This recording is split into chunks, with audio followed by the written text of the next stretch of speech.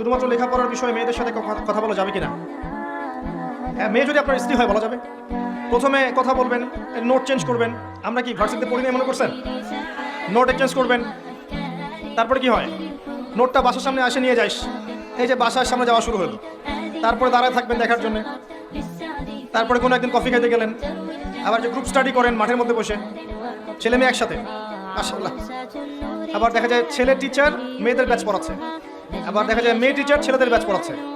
আবার আমরা যে ঢাকার ইউনিভার্সিটিগুলো যেগুলো আছে, এখানে দেখবেন ফর্মাল ড্রেসে মহিলা টিচার ক্লাস নিচ্ছে, আর ছাত্ররা ব্ল্যাকবোর্ডের দিকে না তাকায় ওই টিচারের দিকে তাকায়।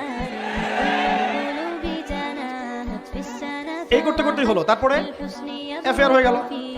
এক পর্যায়ে মনে করছে পবিত্র প্রেম সম্পর্ক নাই, বিয়ে করবে এক সময়, বিয়ে করতে করতে জেনা করে ফেললেন, দফায় দফায় জেনা হলো। পরে দেখলেন ব্রেকআপ হয়ে গেছে, ওর জায়গায় আপনি আমার জায়গায়। ওই মেয়ে যখন কারো সংসারে যাবে সেও সুখী না, আর আপনি যখন কাউরে বিয়ে করবেন আপনিও সুখী না। যদি তওবা করে আল্লাহর দিকে ফিরে আসে আলাদা বিষয়, তওবা করে যদি গুনাহ মাফ করে নিয়ে আসে আল্লাহর কাছে আলাদা বিষয়। আদারওয়াইজ এভাবেই যুব সমাজ ধ্বংস হচ্ছে।